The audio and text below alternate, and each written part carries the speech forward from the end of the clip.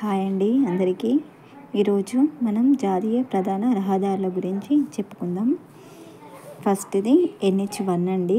ఇది పాతది, Delhi to Indo Pak border ఉండే పాతది. ఇప్పుడు కొత్తగా యూడి టు లేహ్ ఉందండి.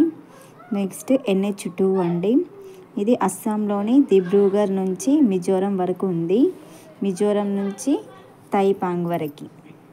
నెక్స్ట్ NH3 అండి. ఇది అటారీ టు లేహ్ ఉంది. అటారీ అమృత్సర్ అండి.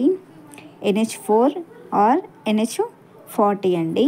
పోర్ట్ బ్లేయర్ టు డిప్లీపూర్, మళ్ళీ అండ్ టానే టు చెన్నై. దాన్ని అట్లా చెప్పుకోవచ్చు, ఇట్లా చెప్పుకోవచ్చు.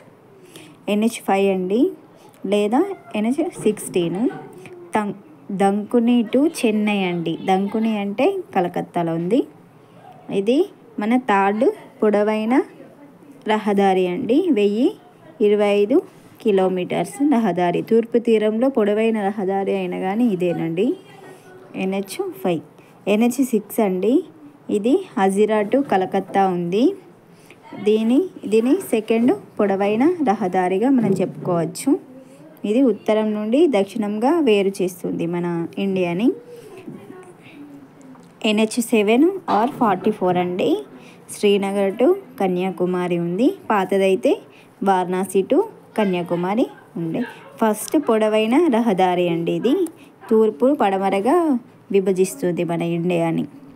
NH8 అండి. ఢిల్లీ టు చెన్నై ఉంది వయా ముంబై. NH9 ఆర్ 65 అండి. Pune to Machilipatnam. NH10 Delhi to Fazilka. స్వర్ణ చతుర్భుజి పథకంలో లేని మెట్రోపాలిటన్ సిటీ అంటే మన HYD హైదరాబాద్ అండి.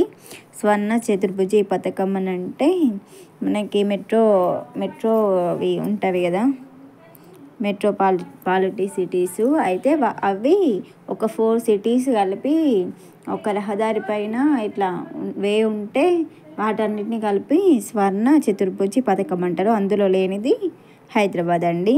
స్వర్ణ చతుర్భుజి పథకంలో ఉన్నవి 13 రాష్ట్రాలండి. BRDB 1960లో ఇది ఎస్టాబ్లిష్డ్ అయింది. ఇవండి మన జాతీయ ప్రధాన రహదారులు.